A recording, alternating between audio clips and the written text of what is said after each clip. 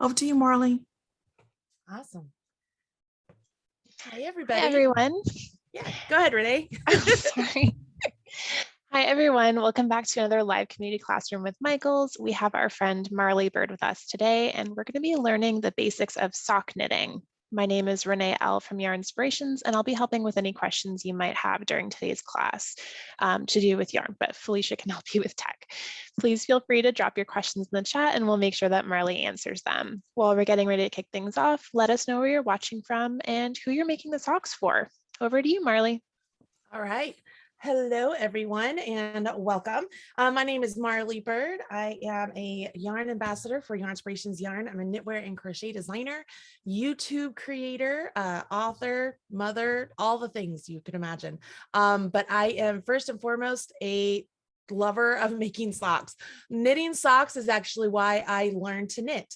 I was a crocheter prior to becoming a knitter, and I was just not enamored with crochet socks. That has since changed, but at the time I was like, I need to learn to knit so I can make some of these socks. So that's why I learned to knit. So I have a long time passion for knitted socks. I've done a couple of workshops on YouTube, and just I just love making them. So when they told me that I was going to make this really fun pattern today, I was like, oh, that'll be cool to get through. But then knowing we only have an hour to get through it, here's what I want to make sure we all know.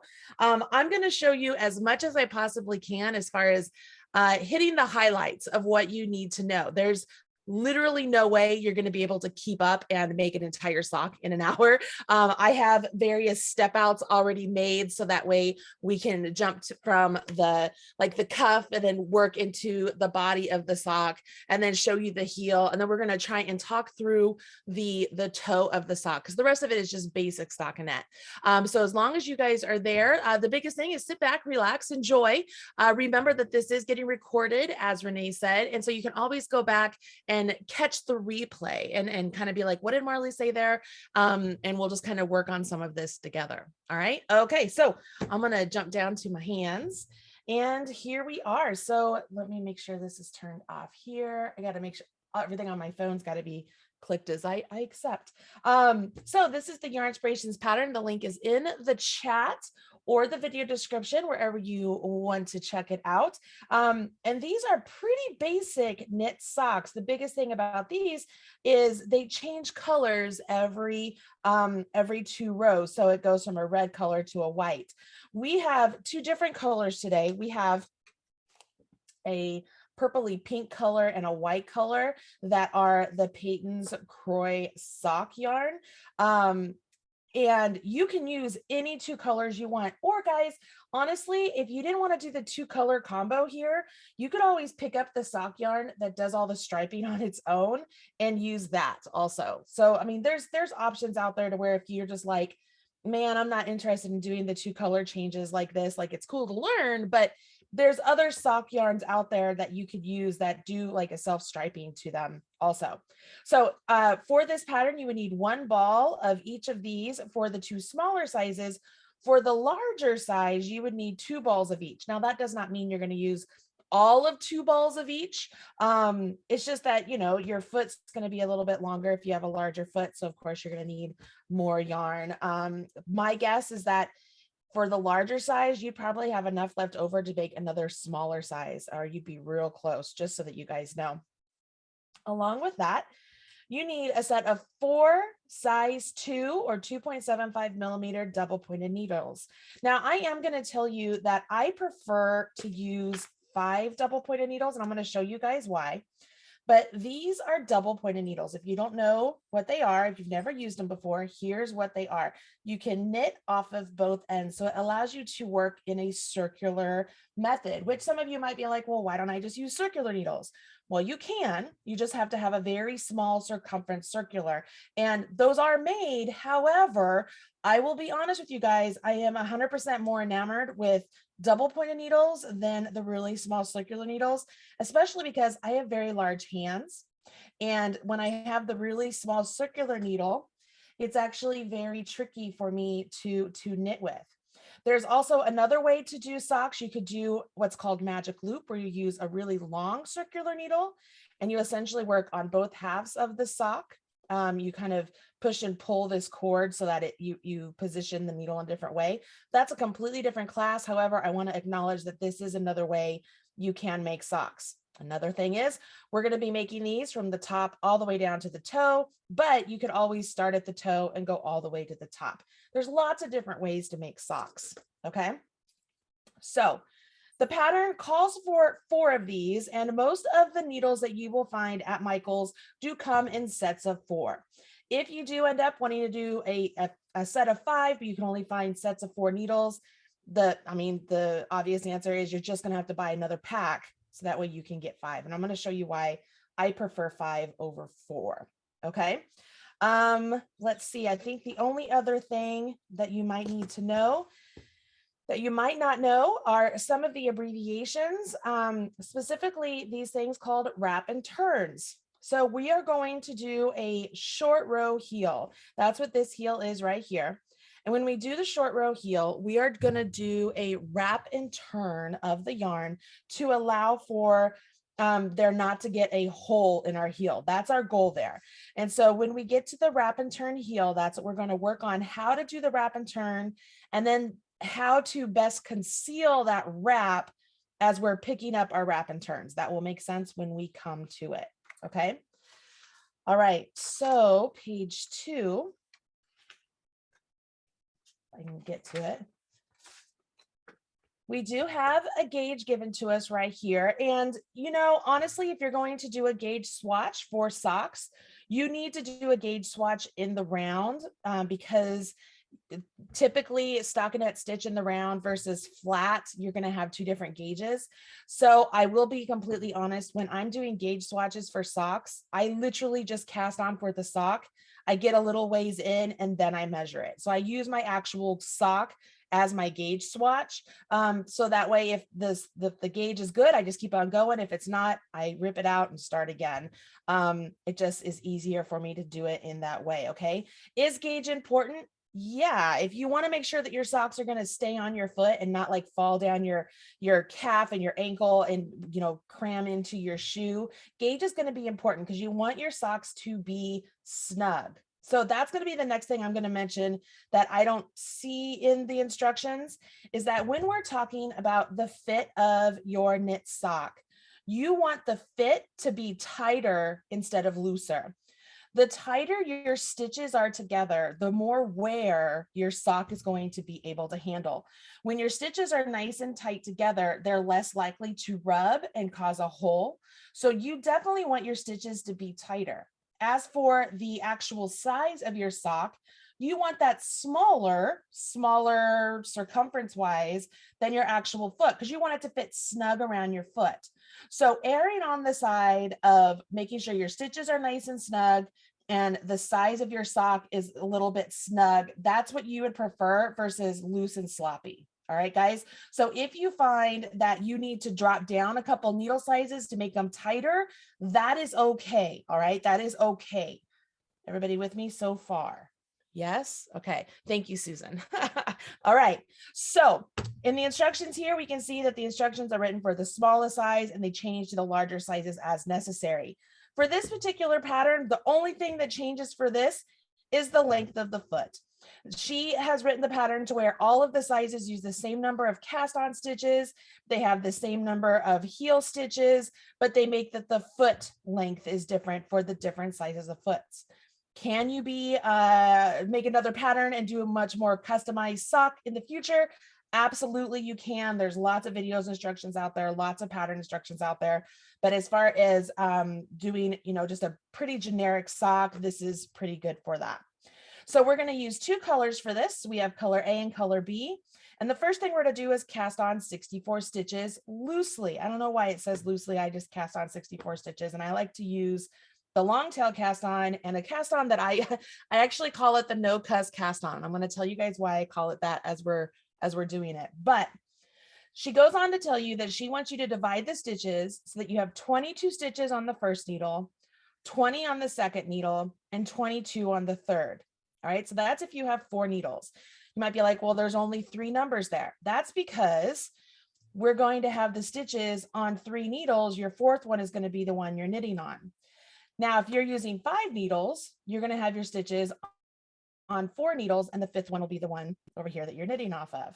So here's the thing. We're not doing any sort of a stitch pattern to where these numbers are consistent with maintaining our stitch pattern. These are just making it so that it's easy to put those stitches on 3 needles. Here's what I don't like about this. Okay, I'm going to tell you guys what I don't like about this. We're doing a knit 2, purl 2 stitch pattern, which is a stitch pattern divisible by 4. And when I'm working on double pointed needles and I'm working on ribbing, I like to always make sure that my last 2 stitches of whatever needle I'm working on, or last stitch or whatever it is the purl. So that way the first stitch on my next needle is the knit. The reason I like that is because I am less likely to get what are called ladders, or a gap between my stitches. So for that reason, I prefer to have 4 needles here, because 64 is divisible by 4. So if I put 16 on each needle, that makes it to where I'll have 2 knits, 2 purls, 2 knits, 2 purls. I end with 2 purls. I can start with 2 knits, and it works out really great, right?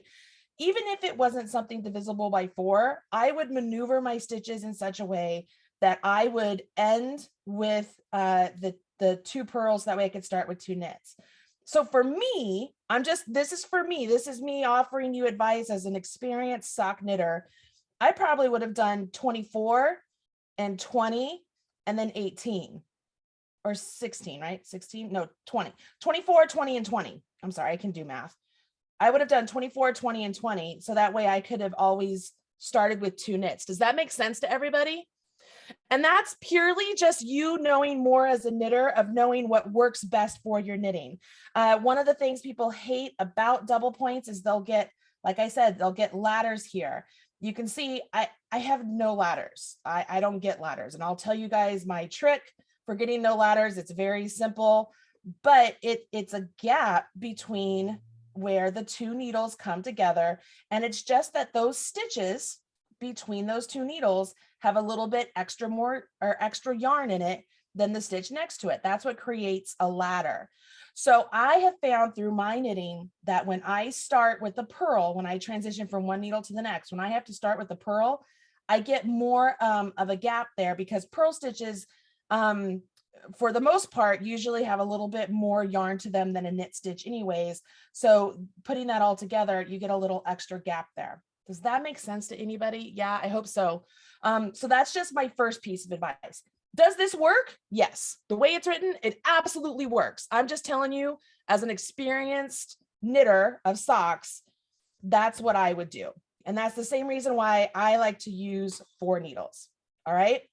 Okay, so this is going to come to our first big thing, and that's the cast on.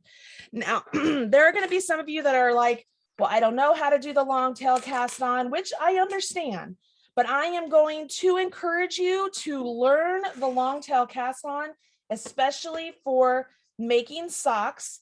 And I am going to show you what I call the no cuss cast on. And the reason I call it that is because I don't drop any stitches as I'm casting on by putting them all on one needle and then dividing them up to 4 different needles. I cast them on the right number on each needle as I go. And so it just makes it really nice. It's a really easy, great cast on. So the first thing we're going to do for the long tail cast on, you want to make sure you have a long enough tail to get you through all 64 stitches. All right. And it's okay if you have a little extra. So err on the side of having more than enough than not enough. Go ahead and put your slip knot on. And then grab one needle, put that slip knot on your needle. Now, I'm going to go ahead and I'm going to cast on to 4 needles. Okay. If you were casting on onto 3, you would put 22 on this one needle. I'm going to put 16, because if I'm doing 4 needles, if I have 16 on each one, that gives me my 64. All right. So I'm going to put 16 stitches on this needle.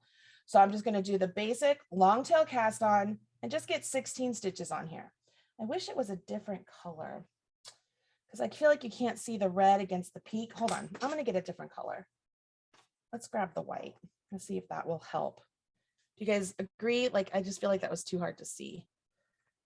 But now I'm yarn guts, everybody. Yay. Here we go.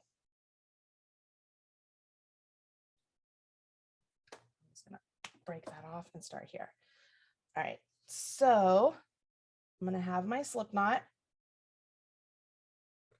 Put that on my needle. I'm going to cast on my 16.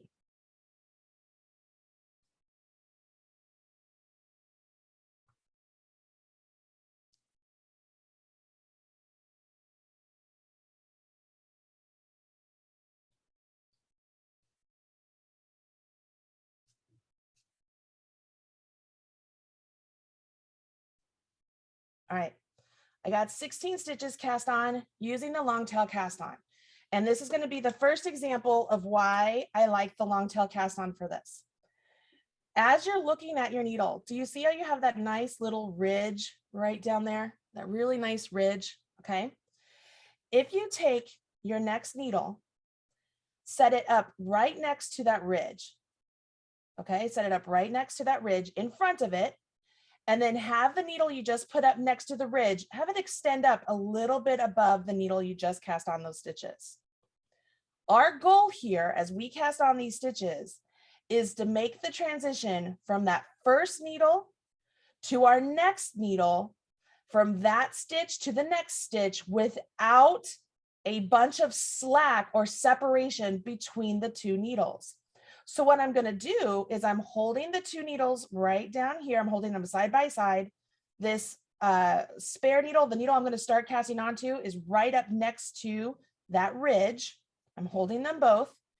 I'm going to reposition my hands just like I'm doing the long tail cast on.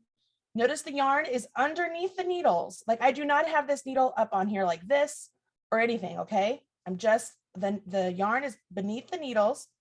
And I'm just going to do the long tail cast on, but I'm going to cast on to my new needle. And when I bring this stitch down on my new needle, I want to make sure it looks as if it just did like a little jump over to that needle, that there's no slack, there's no give. It's just as if it was just supposed to be there the whole time. So that would be 1, 2, 3, so on and so forth. If you're doing 3 needles, this would be where you do 20 stitches. If you're doing 4 needles, you know, in play, let me say it this way. If you're doing 4 needles, this is where you do 20 stitches. If you're doing 5 needles, you're going to do 16 again. So 3, 4, 6.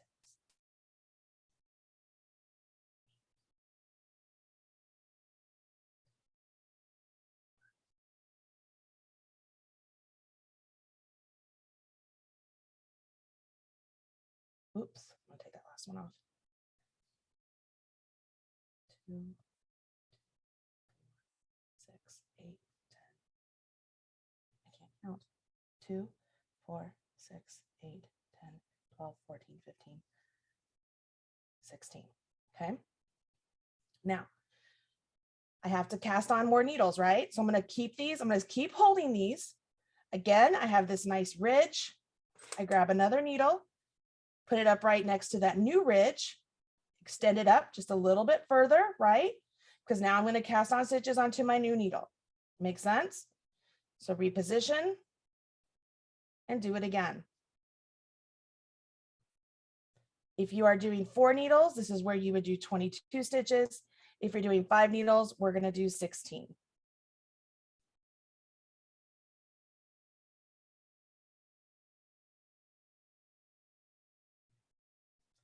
Because I was talking, I have no idea how many I've just done. We're going to say, that's not it. We're going to say this is it, okay? Just because. Actually, no, I want to do the right number. 2, 4, 6, 8, 10, 12, 14, 15. I was so close. 16. All right, once again, because I have one more needle, do the same thing. I'm still holding all the needles. You see that? I have not let them go. That's very important because that's going to help us maintain control of these needles when we go to connect all this in the round. So once again, I just start working on the new needle just like before. Okay. Now, as I'm putting this on here, 3, 4, 5, I want to remind you the reason I do this, actually, let me count through these. So 7, 8, 9, 10, 11, 12, 13, 14, 15, and 16. The reason I do this is because if you were to cast on all of those stitches onto one needle and then redistribute all those stitches so that they had the correct number of stitches on different needles, your join between one stitch to the next gets loose, it gets wonky, and it's just, I don't know, I don't like it. I think it just gets cumbersome or just loose. I don't know. So I I usually will knit at church, you guys. And so newsflash, God doesn't like it when you drop a stitch at church and curse, which is why I call this the no cuss cast on, because when I cast on like this, I don't drop any stitches trying to move one stitch to the next on a different needle. And so this makes it very easy to get all the number of stitches I need on each needle in a very controlled way. All right. So that's why it's called the no cuss cast on. Now you might be like, all right, so they're cast on, this is great, but how am I going to make this work in the round? I want all of you to watch me do this before you do it. And just know that this is a part in the video you can click on and come back and watch. And I even have standalone videos for this entire process with thicker yarn on my own channel. So you can watch this anytime. So I still have all of these needles in my right hand, and I'm going to just set them down. I'm going to set them down flat. Okay. So all of those ridges that I put each needle up against, they're all right here. Now, ultimately, what I want to have happen here, I'm going to set this here so we can get a glimpse. What we want to have happen is we want to have one needle go to the next needle, to the next needle, to the next needle. We want to create a square if you're using 5 needles, or a triangle if you're using 4 needles. All right, so here's what we're going to do. I set them down like this. First thing I'm going to do is I'm going to just I rotated them towards the right. So the last needle I cast on, I'm rotating it down so that they're flat across for me. This just helps me visually, so I always start it off this way. The last needle that I cast stitches on, I'm going to hold it in place. And these 3 needles here, I'm going to have them like windmill up so that they're pointing up. And that second needle right there, I'm going to have it go on top of these. All right, so you ready? So I have these 3 needles. I'm holding this one in place. I windmill these up. So now they're pointing up. You see that? Okay. So the needle that was second to this one, it's now on top of this one. And now it's up. So I'm not going to mess with this needle anymore, the one I just held. Now I'm going to hold the needle that we just put on top of this one. All right. So if we were to call this needle 4, this would be needle 3. Okay. Because needle 1 would be the one where we started. So 1, 2, 3, 4. So we held number 4. We did a windmill with 3, 2, 1. Now I'm going to hold 3 and I'm going to windmill 2 and 1. I'm going to have 2 go on top of 3. See if I can make sure you guys can see this. Can you see that? You guys see how that goes? All right. So 2 is on top of 3. Now I want 1 to windmill around. So I'm going to hold 2, windmill around 1. Now I have a square. The other thing I have is the first stitch I cast on is right next to the last stitch I cast on. So I'm ready to work in the round. I also can see that each one of my joins, I don't have any twisted stitches. I can also see here that that ridge that I had, it's all right there. Nothing is twisted and combobulated around, right? So I can see that technically right here, everything is ready to go. All of my needles are in the right place. I even have my working yarn coming through the inside of my circle. All right. Everything's in the right place. What happens here is that usually you'll pick them up and everything goes crazy, right? You're like, oh man, now I can't have anything. So the pattern itself tells you that from this position, you're supposed to join to work in the round, which simply just means just start doing knit to purl to ribbing. So you would start off with your working yarn coming off of this stitch on this needle, working into that stitch on that needle, you would knit 2 stitches, then purl 2 stitches, knit 2, purl 2, and you're doing them all onto this needle. So the first stitch of making your socks, you guys, is the hardest one ever. It just is, because you have a lot of things happening. Now I'm going to tell you, this is another tip that's not in the pattern. When I make socks, typically, you guys, I will knit the whole first round without going into ribbing to start, because I find it easier to get all of the stitches stable on my needles with knitting that first round instead of having to do 2 knits, 2 purls, 2 knits, 2 purls. And it typically turns out really nice. You don't have to do that. I'm just saying that it's something that I tend to do just because it makes things, it gives you a little stability in your needles to get working on. But to follow the pattern, we're going to start off with 2 knits, 2 purls, 2 knits, 2 purls. So I have my needles like this. I'm just going to kind of shift them so that it's more of a diamond just looking at me. So that way you can kind of think of it. This is the joint where we're going to start knitting. We're going to knit off of this needle onto this one. These needles here are just hanging out, holding on to stitches. You're going to ignore them. Okay, you're going to ignore them. But like I said, this first stitch is the hardest one. So if you're not comfortable with doing these yet, what you can do is on this first one, you could keep your stitches on the table here and just kind of get yourself in a position to start. So put your spare needle into that first stitch on the needle you're going to knit into. Make sure this needle is still in place. Grab your working yarn, wrap it around that needle that you just put in. Pull it out to knit. Okay. Now, this is basic knitting. Ignore the fact that you have a needle here, here, and here. We have a left-hand needle right here and a right-hand needle right here. That's basic knitting, right? Yes, everybody says yes. The hardest part here is that yarn coming from this needle over there, because it's just, we got to bring it into play. The first couple rounds might be a little loose, but it's okay. We can use our tail to tighten them up. But what we'll do here is now I'm going to take this off of the table. I'm going to only grasp this needle. Okay, I'm going to grasp this needle and I'm going to continue on knitting. Make sure you don't use your tail. So I've pulled that through. I'm going to have that jump off now. Here's the first thing you want to do. Make sure that stitch is really tight. Because remember when we were casting on, we wanted that first stitch on the new needle as we cast on, we wanted it to look like it just jumped over. Same thing as you're working on your ribbing. We want to make sure that you go from one needle to next, that those stitches are really tight. But here's the tricky thing about knit stitches, you guys. If it doesn't have a sobriety partner next to it, it's going to get out of shape. So if you knit this one tight, we've also got to knit the next one nice and snug. So you go into the next stitch and we're going to make sure we knit that one, pull it off and give it a nice tug. Now we're going to purl. Now, guys, I am not typically an English knitter and purler, so mine might be a little bit tricky here. Might look a little funny because I usually am continental.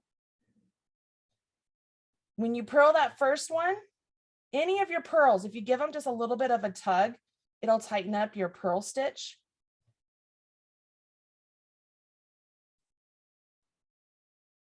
Transition to the back, and then you go to knit 2. I'm going to get down this row.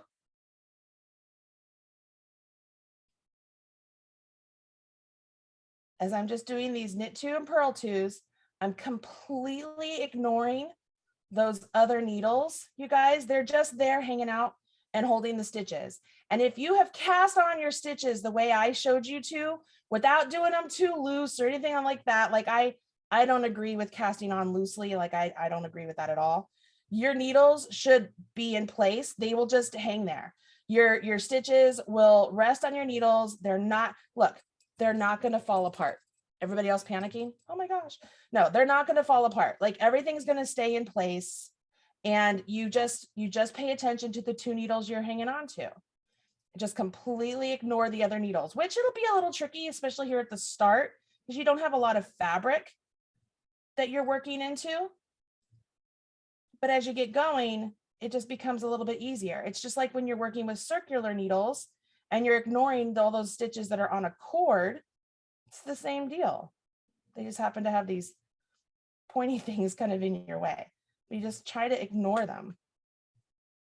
you're going to see here why I like to make sure I end with 2 pearls when I'm doing this ribbing, because when I end with my 2 pearls here, the first 2 stitches on my next needle are going to be the 2 knits, which I'm able to keep more snug than when I'm doing 2 pearls. And so I'm not going to get that ladder. All right, so I finished my needle. Here's the needle I just like when you're knitting in normal, here's the left needle. It has no stitches anymore. Here's a needle that had stitches. All right, so here's the trick. For me, my action here is, this is what I do. So I got to the end of my needle, right?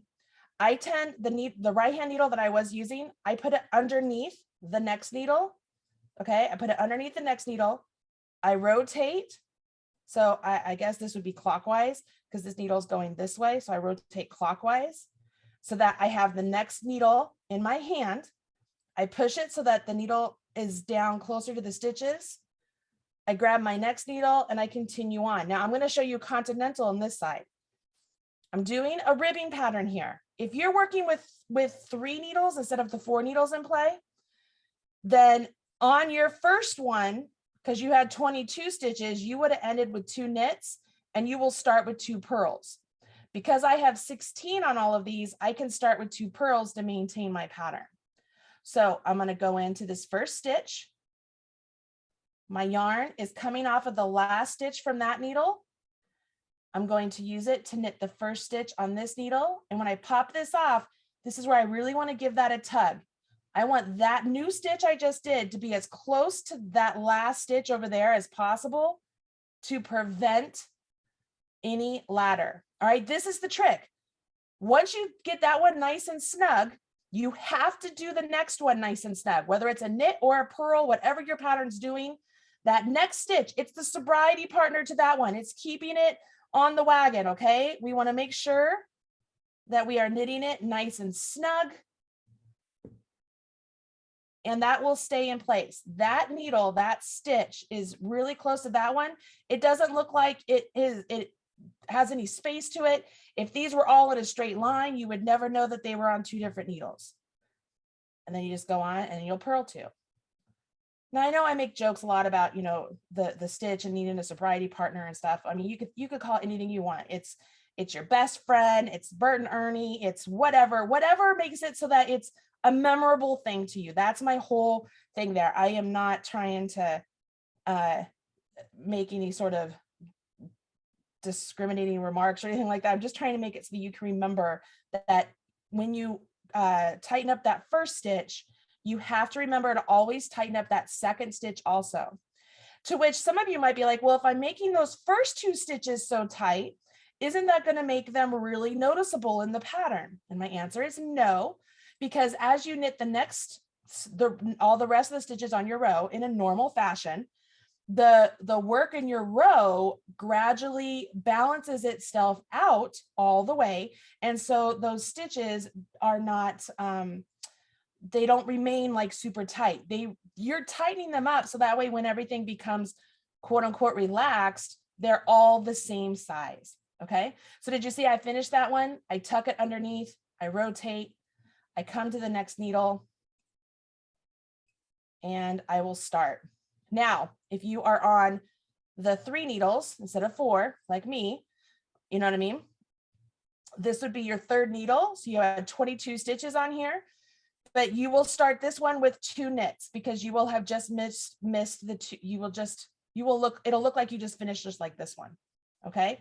So you're going to start with 2 knits and you're going to get to the end of your row.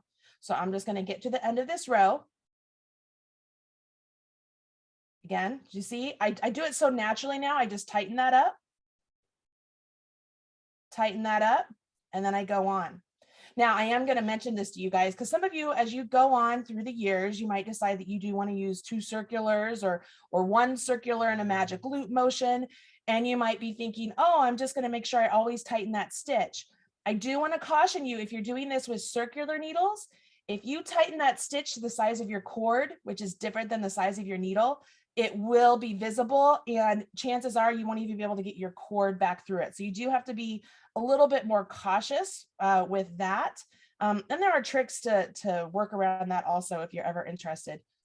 I tend to do knit one, purl one, so I just want to make sure I know. But that's the beauty of working with double points, is because that last stitch over here is actually on a needle, so it's never going to get smaller than that needle because it physically can't. So when you tighten this one, it really keeps everything nice and tidy. How am I doing on time? Oh my gosh. All right, so here's the crazy thing. So this really, look, we've only gotten, this is just really the first row of the entire knitting. And I will tell you guys, this is the hardest round of the sock, in my opinion, because you just cast on stitches. If you've never used double points before, you're just like, you feel like you're playing a marionette. Everything feels funny, right? It all feels funny, but it gets easier as you go. Okay, it gets easier as you go. Okay, so I have one more needle to go, but I want to show you here where we are. This is what it looks like. As you go through and you get to the end of the round, one thing you could do, I think this actually mentions putting a marker in your first stitch. Here's a little tip. If you have your tail, just remember your tail is always attached to your needle 4, right? Your needle 4. So whenever you get back to the needle that has your tail on it, when you're working on the leg, that's the last needle of your round, okay? All right, so I'm gonna kind of keep going ahead so you guys can get some other things. Are we good so far? Renee, how are we doing? We're doing good. I think you covered pretty much everything. I might just raise one question from Sharon E. and said, if you decide to do a knit row first, do you not count it and then start counting the 15 rounds with the first Yes, knit I 2, would. purl 2, rib? Yeah, I would. Yeah, I wouldn't count it. Like I would be like, I would, and that's, it's totally a preference thing, right? So if you do it on one sock, make sure you do it on the second sock. But yeah, like, guys, the 15 is, it's about like this, right? These are 15, and it's, what is it? Is it an inch, 2 inches? It's an inch and a half. So if you don't want to count 15 rounds, you just want to be like, I'm going to make it to about an inch and a half. You could make it 2 inches. It would be all right. These are your socks. You have my permission to make changes. But yeah, for me, I always consider my first knit round, I kind of think of it as like it's still part of my cast on round, because it's just me stabilizing the stitches again. And it's a design feature. I think it's just easier to jump into the ribbing after the knit round. I like it. I prefer it. Okay, so I saw somebody else, metal or bamboo. Bamboo needles tend to grab the yarn a little bit more. So if you are fearful of your needles falling out and stuff, you can absolutely use bamboo. I tend to break bamboo needles and I like to go fast, so I prefer metal needles. These needles here, these are actually called signature needles. I like the really pointy tip, and I like that they have, it's not a grip. I don't know how to explain it, but it has a really nice feel. So these are what I tend to use. But you can use any needles you want that you like, okay? All right, once you get going around, you're just gonna go around, and the pattern says 15 times more. So that would really be 16 rounds, right? Because you have the first round and then 15 more rounds. So you would have 16 rounds. So that's where I am here. I'm ready to be on round 16. So I was gonna just show you what it looks like as you get some fabric going so you don't have to think about it, because this is also important in the sense that you want to make sure that the right side of your fabric is outside here, not inside. So you do not want to be knitting like this, okay, where my work is away from me and here are the stitches on hold, because I'm knitting inside out when I do that. You want to make sure that you're knitting like this, okay? So the stitches I'm working on are towards me. The stitches that I'm not working on are on hold out here, okay? Does that make sense? So that's the first thing as you get going, and that'll be more visible as you jump into stockinette stitch. You want to make sure that you're looking at your knit stitches out here. But you can see here that as you get fabric, notice I pull that first one tight. Here's its partner. I pull it nice and tight.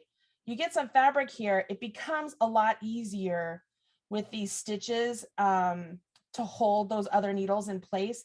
And they're not as quote unquote in your way as what you might feel like at the start, okay? So there's not a whole lot of time left. Renee, I'm gonna ask you a question. Oh no, you know what? I have it. I have the answer. I know exactly what I'm going to do. Never mind. I know what I'm going to do. I Okay. can't do math for you, Marley. I'm so sorry. No, you're good. It's not math. I was trying to figure out how to, I mean, I think everybody knows how to change colors every two rounds. But I want to get into the wrap and turns, but I just know I'm going to run out of time for the whole thing. So I want to make sure we can. Anyways, you guys see how this is working up? This works up pretty easily like this. You can see the ribbing is going great. So side note, if you wanted to, you could make this ribbing the entire way down the leg of your sock if you wanted to. You don't have to stop at the 1.5 inches. You could work ribbing all the way down your leg if you wanted to, or you can jump into the stockinette like what the pattern is written. You could do anything you want, but this is the start of basically any pattern. Okay, it's just basic ribbing going on here. All right, I'm going to get back to the start just so you can see. I want to make sure you're not lost. I do want you guys to know, like, we're going to get through as much as we can here, but I'm not going to leave you hanging. Like, I have so many videos on sock knitting on my own YouTube channel. So if you are liking this and you want to continue on, there's a lot of information out there for you. There's a lot of sock patterns on the Yarnspirations website. One of them is actually mine. It's called the My First Socks. And we make them with a worsted weight yarn, so that way you don't have really skinny yarn like this and small needles trying to do things for the first time. But you'll know here, I know I'm at the end of my round because I'm on the needle. See where my tail is? So I'm on the needle with my tail. So I know this is the end of my round. And boom, Bob's your uncle. So from this point on, you would transition and change colors every 2 rounds. And so when you go to change colors, one thing you can do, I'm going to rip this out so that I can use this yarn. One thing you can do is you're simply just going to drop the color you were using and pick up your next color. And I will tell you guys, when I go around and do that, as I pick up each color, I tend to kind of twist them together as I go. So it's like I would now drop my white and pick up my gray, and then drop my gray and pick up my white. So that way I get a nice twist on the inside. And I'm going to show you what I mean by that. So on here, this is where I was changing colors. Down here, I didn't twist. You see that? See where I didn't twist right there? You see how there's a little bit of a gap there? I can close that gap with my tail. When I go to weave in anything, I can close it. But by twisting the colors together all the way up like this, I maintain this nice tight connection. So on the front of my work, it looks good. Now, I did not do any sort of special way to get rid of a jag in the stripes here. It just happened that I made my second stitch of my second row always a little bit tighter. And I did that by doing the twist and pulling it up, so it makes it so that they look a little bit straight. But if you are concerned with making sure you get a no jog stripe, there's different ways you can do that for a no jog stripe.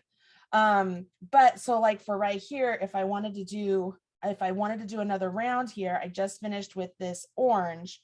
So I would essentially drop my orange and pick up my white, and see how that gets the twist right there. Can you see that? I don't know if I'm pulling it back enough. You see that? Okay. Whereas instead of dropping my orange, picking up my white, I don't get a twist. I want to make sure that they are twisted around one another. I guess it's a personal preference. I prefer it that way. I think it works out better. Okay. All right. So for this one, you get your ribbing and then you jump to stockinette stitch and you work every 2 rounds, you change colors. So when you do that, that will get you, let me get this untangled.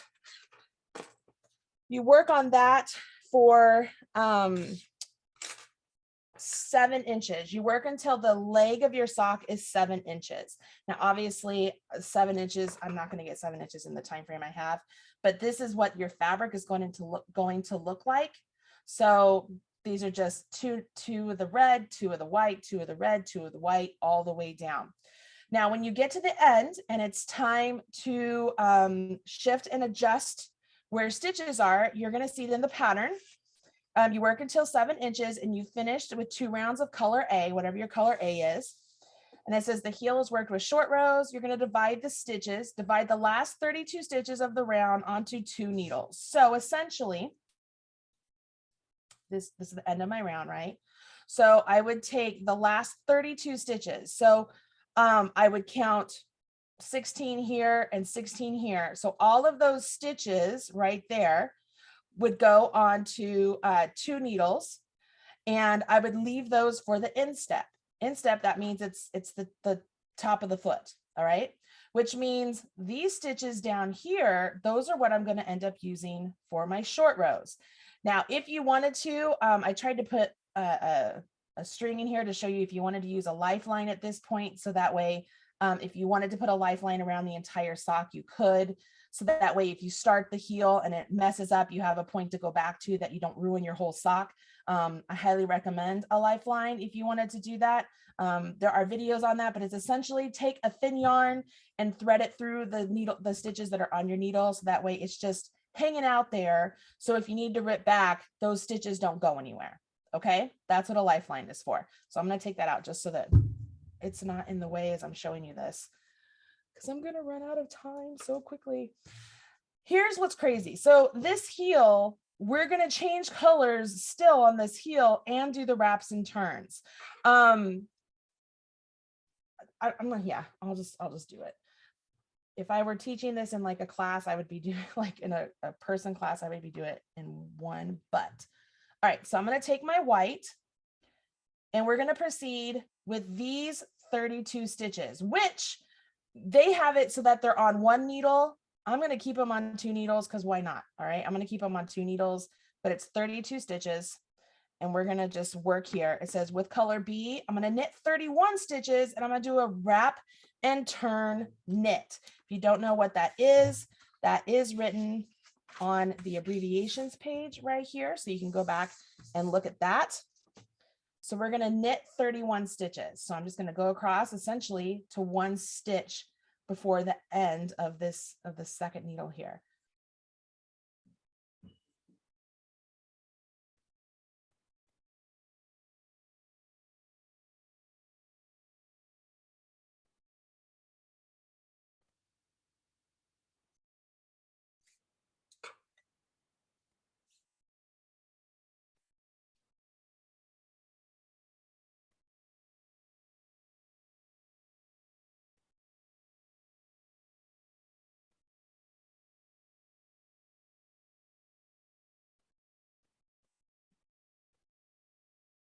So that is my 31st stitch.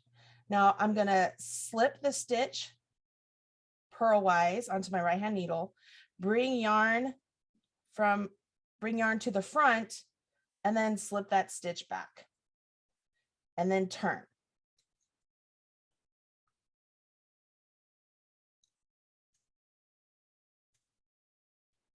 Yarn gets everywhere here, guys, so be ready.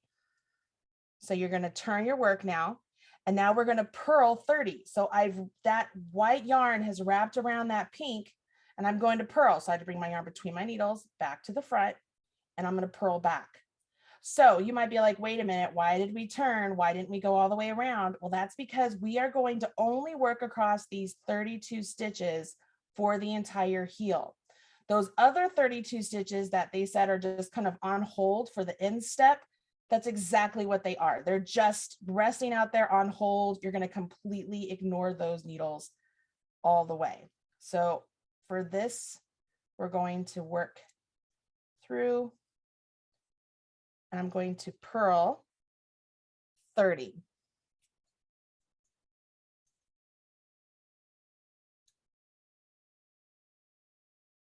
Here, I'll put all these on one.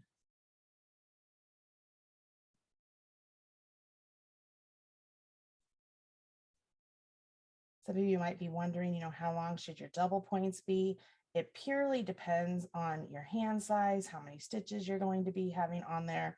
because you want to make sure that the number of stitches you're using will fit on whatever length needle you're going to be using. But typically, I want to say smaller length tends to work better than longer. I'm not a big fan of 8-inch needles when I'm working socks. I prefer like 6 inches or smaller. All right, so that was 30 stitches. So now I'm going to wrap into turn purl. So with my yarn in front, I slip the next stitch purlwise to my right hand needle, bring yarn to the back, slip that stitch back over, and then I turn. Now, here's what I don't get. It says with A, now I'm going to knit 29. Well, my color A is way over here. So it didn't wrap, okay? Only my white wrapped. So my A is kind of getting floated up and over, all right? So we're going to pull my A and I'm going to knit 29.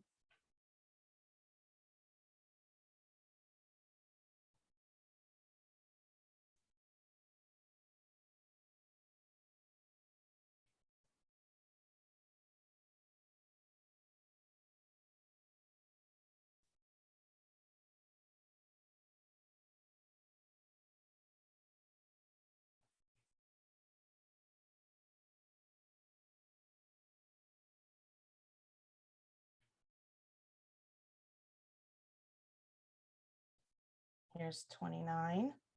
There's the stitch. Meet my yarn back, forward, slip it back, and turn. Oh, it dropped a stitch. Hold on. I'm not paying attention.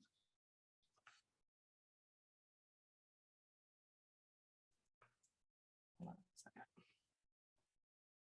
Let me put this back where it was so that I can knit this one again.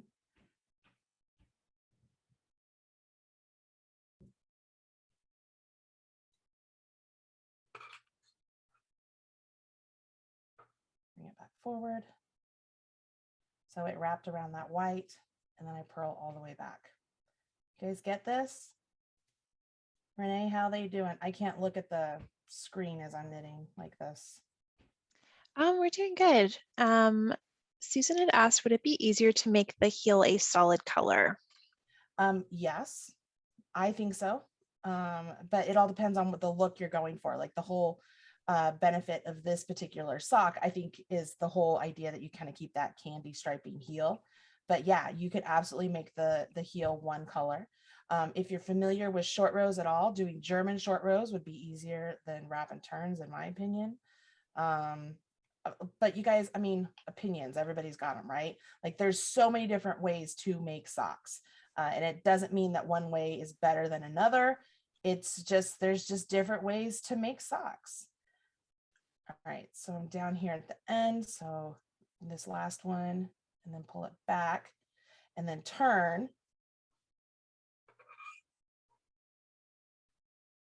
So here's what I'm gonna see what I have here. So I didn't, is that still wrapped? Like it doesn't look still wrapped, right? I think I lost my wrap. Because that should have been wrapped.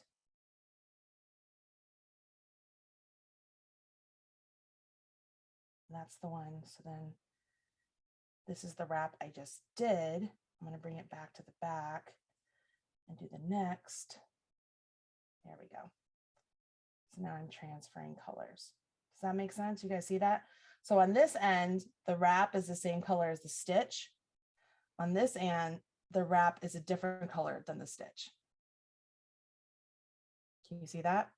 Now, when you go and you get all of these down to where it's purl 12, okay, then you're going to go back and you're going to work back.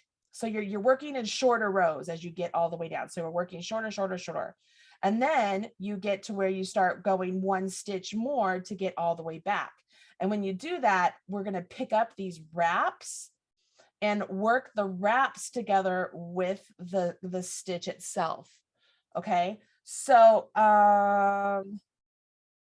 let me because even though it's not time yet, I'm going to show you how to pick up a wrap as if it was on this round or this row. Okay. So let's just pretend that I was working down. It was time to pick up a wrap on the knit side.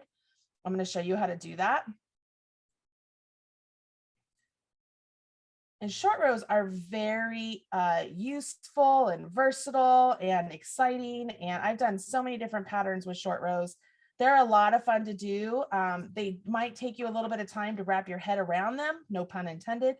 But it's a really great, fun, unique way to create essentially a pocket for your heel. All right, so here's how I get rid of my wraps and turns on the knit side. You ready? So there's my wrap. You guys see it? I'm going to go underneath my wrap and then go into my stitch. You guys see that? So I went underneath my wrap and into my stitch, and I'm going to knit through both of those.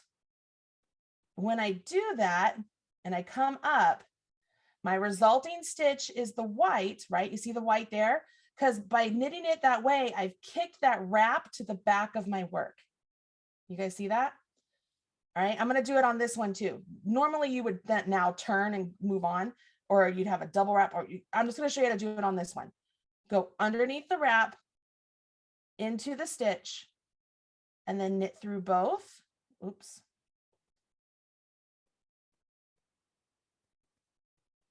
Even if you have to kind of go like this, I'm going to try and show you guys. I'm through both. So then my resulting look stitch is there. Does that make sense? All right, so that's what you would do if you're on the knit side. If you're on the purl side, and I do want to let you know that as you're doing these short rows, you will pick up and knit your wrap, and then you'll do another wrap and turn to go back. I'm going to just purl all the way back so I can show you on the purl side.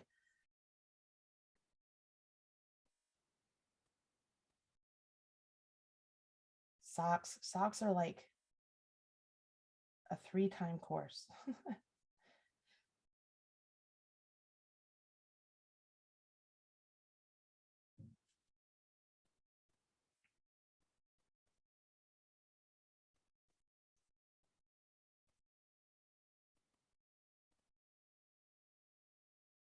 All the way down. Sorry guys, it takes me just a little bit longer to purl. Finding your wrap on the purl side can be a little bit tricky because it appears sort of like a purl stitch. But one way you'll be able to find it is you'll have a nice gap between your stitches. And so you'll be able to find it pretty easily. But over here, so I have my float right here, right? So I'm going to move that out of the way because there's my wrap right there. Can you see the wrap? Now on the purl side, I can't go underneath here and then go into there because then that'll kick my wrap to the other side, right? So on the purl side, you go in the wrap from this direction and then go into your I got to put my yarn in the right place. Go in the wrap from the front, you know what I mean? From the front, and then go into your stitch. And then when you knit it, it will do the reverse, or not the reverse. It kicks it so that the wrap is now on the wrong side. See, now it's on the wrong side. So we do the same thing over here. There's my wrap. I'm in the front. I have to move my yarn. In the front, come through the stitch, come through the stitch. If you can't do it all in one motion, kind of think of it as like a bind off. You can go through the stitch first and then use your needle to help you get that wrap to jump over and through. So that's what it looks like on that side. I turn it around. That's what it looks like on that side. So those kind of look like, I don't know, they just look like stitches. What happens here as you do these short rows, let me grab something real quick. As you do these short rows, do I have, oh goodness, I have so many socks, but I don't know if I have a lot of, I don't think I have another example. I don't have another example. as you do the short rows, it just creates that heel. It creates a little cup for your knitting. And once you get down to where you've created your short rows to start and then pick them all up, then you just work the foot of the sock till it's the length you need it to be. And when you get to the toe, it's just like shaping like on a hat, where you'll get to where you're going to have decreases on one side, decreases on the other side. So that way they come together like this. And then you do what's called grafting or Kitchener stitch at the top to make it look seamless. It's really not super hard. I think the hardest part of the sock is really the cast on, and then the short row toe for me, or the short row heel, is the hardest, trickiest part for me. But just plan out when you get to your heel, make sure that you've planned enough time in your knitting time. If you want to go back to my face, you can, Felicia. Make sure you have enough time in your knitting time to do all of the heel at once. Like I wouldn't do half of it and then put it down and then come back to it. I would do it all at once. The short row heel is tricky. You just got to make sure you do those wraps and turns. So if you know how to do the wrap and turn, I just showed you, and then how to pick up those wraps to conceal them, you should be able to get through the wrap and turn. I don't know. I wish I had more time, you guys. I wish I had more time to show you even more. Like that's the hardest part. I went as fast as I could. You did great. I'm at the mercy of time. You did great. Okay, thank you everyone so much for joining us today. No, this was a bit of an ambitious pattern for the time that we had allotted, but we hope this sets you up for future sock classes or for your next project. There's tons of resources online through Michael's or us or Marley, so go check those out, and we're excited to see what you make. And don't forget to share your work with #MakeItWithMichaels and #YarnSpo. That's YARNSPO. Marley, where can people find you? Marleybird.com, or on Instagram, I'm the Marley Bird, or on YouTube, just literally type in Marley Bird. You'll find me. When in doubt, Marley Bird. Awesome. And just a reminder that you can find more classes on michaels.com and the recording of today's class at michaels.com/classes. Thanks everyone. Bye.